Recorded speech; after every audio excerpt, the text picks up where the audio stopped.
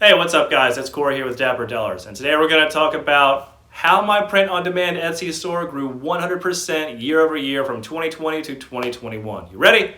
Let's get started. So, this channel is all about using the online income opportunities like merch by Amazon and Etsy to build our income online and invest this income in things like the stock market and real estate. If that sounds like something you're interested in, like and subscribe, and let's get started. So, what really contributed to the 100% year over year growth in my Etsy stores? Because I have two stores, one niche store and one general store that both grew 100% year over year from 2020 to 2021. Well, there are a few things we're going to talk about, and they are the Etsy platform growth that took place, the amount of consistency that I had in the marketplace, and the customer service that goes into providing a great online experience for Etsy shoppers. So, let's talk about these things. First of all, the Etsy platform growth itself. Etsy experienced some massive growth in 2020, mostly due to what was going on around that time that we're all very aware of. There were things like face mask sales that took off. There were so many online shoppers that just took to the web to fill their time and basically spend stimulus checks to get something for themselves online. And this created a massive opportunity for Etsy because so many people were online, and Etsy, being an online store, was able to capitalize on advertising to people. One thing that I noticed a lot during that time of 2020 was that there were a ton of TV ads pushing people to Etsy and letting people know that they could be creators on Etsy and sell on Etsy to people who wanted stuff that they make. And this created a great opportunity for Etsy to build trust with the consumers and with the sellers on Etsy. It put Etsy in a massive position to be the go-to marketplace for creators who want to have stuff to hand make for people who want stuff like that. And being in print on demand, that is technically what we do, because we pay people through platforms like Printful or Printify to print t-shirts for us and send those to customers, which technically makes us a handmade product supplier. So anyway, that is one of the ways that Etsy really took advantage of the situation and the way that their platform grew. Another way is that Etsy took on advertising for us, the sellers. This is very beneficial for Etsy because what they did was take it upon themselves to advertise products that we didn't necessarily ask them to.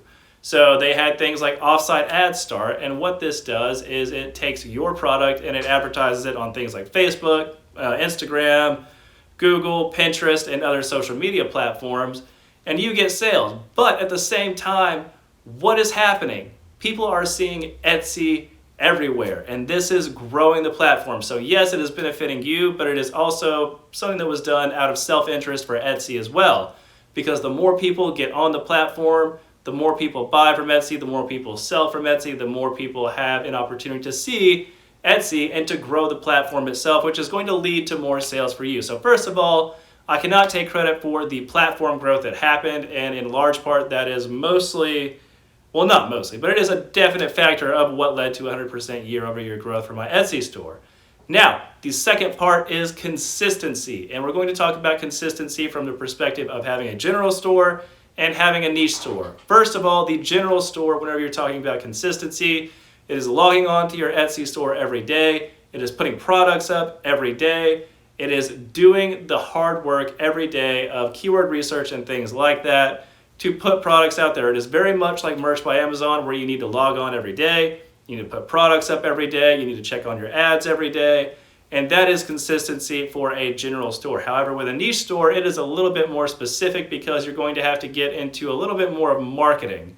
And this is building your brand in some other people's minds who shop on Etsy regularly. And this is establishing repeat customers. Through 2020, I had the opportunity to build relationships with customers on Etsy. I had multiple repeat customers. I did sales throughout the year to let people know, or just did spontaneous sales to give people an opportunity to buy stuff because, number one, the reason we do spontaneous sales is because if you do a sale every month, then people know that they never really have to pay full price for your stuff and they just wait for a sale. But if you do spontaneous sales throughout the year, like maybe once a quarter or once every, 7 weeks, something that's a little obscure that people can't exactly time to make sure that they get a sale. And it's long enough of a period in between that they don't want to have to wait for that 7th week to actually get there to buy a product. This makes it a little bit more enticing. And plus, whenever people are shopping on Etsy, some people use a filter on Etsy whenever they're shopping to see what shirts are on sale or what products are on sale. And so this really gives you an opportunity to get in front of those people as well, differentiates your store, and gives people an opportunity to come and see your store maybe for the first time. So that is one way of marketing or consistency for a niche store. You also have to do the social media aspect of building your brand, talking to people online, and getting your products out there to people to try and to do, not collaborations, but interactions with people, like I said, online, to really help your store get out there in the forefront and be part of the conversation of whatever niche you're trying to be into, because this is what it takes to build a brand online. And while I don't have a massive brand built online, I believe that the year-over-year growth of 100% is definitely contributable to the fact that I took the time every day to be consistent, to be out there, to keep pushing and to keep grinding, to talk to people and to put myself out there in a way and to really give people the best customer experience possible to come to my store. And that is one of the reasons that I think that it is incredibly important to be consistent, and also making sure, as far as consistency goes with a niche or a general store, that you're on top of your SEO game, that you are monitoring what your competition is doing, that you're seeing what Etsy is talking about. Whenever they send out emails, make sure you look at what are in those emails, what they're prioritizing, and what maybe you could add to what they are seeming to be focused on, whether it's seasonal, whether it's trending or things like that. Make sure you are monitoring what your competition is doing and what Etsy is clearly promoting, so that you can get a chance to be part of Etsy's promotional listings. So that is Etsy's platform, that is being consistent on the platform itself, and now customer service. Customer service is one of those things that is almost a guarantee to 5-star reviews for every customer that comes to your store. And the best thing that you can do, I've said this in multiple videos, is message your customer as soon as you get an order. Do not wait to do this, and this is just one of those simple things. I have a copy and paste template.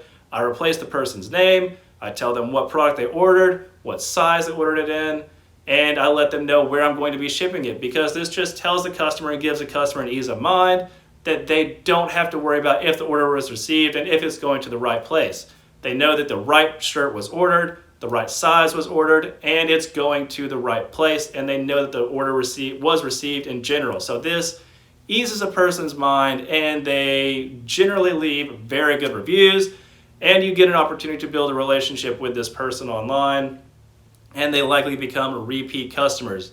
Customer service in general is a major factor on Etsy, because Etsy does factor in how much you talk to customers and interact with customers as to how you're ranked within the algorithm. So make sure customer service is your top priority in your Etsy store if you want to grow 100% in the future.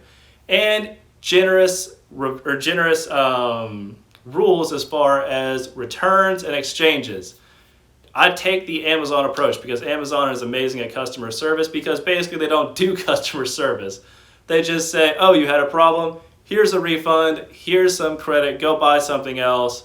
We're sorry that this happened. No matter what happens, the customer is always right, and the customer is going to get something for it. So take the Amazon approach, be generous with your returns.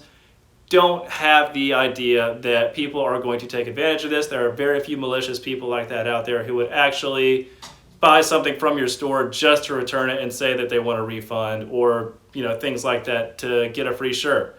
That seems like a lot of work to go through for a free shirt, especially if you're selling print-on-demand stuff. So if someone says they have an issue, or maybe even like a mild hesitation, give them the product for free.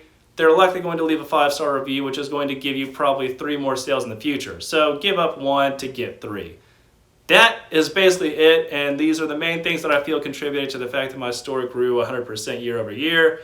I hope that this helps you. I hope that these are things that you can apply to your store, and I hope that you have amazing growth in the future. Again, I love each of you, and I hope that you're all having a great week. I hope that these help, and if there's anything else I can do, let me know in the comments below. And remember, someone is going to do something amazing every day, guys. Why not you? See ya.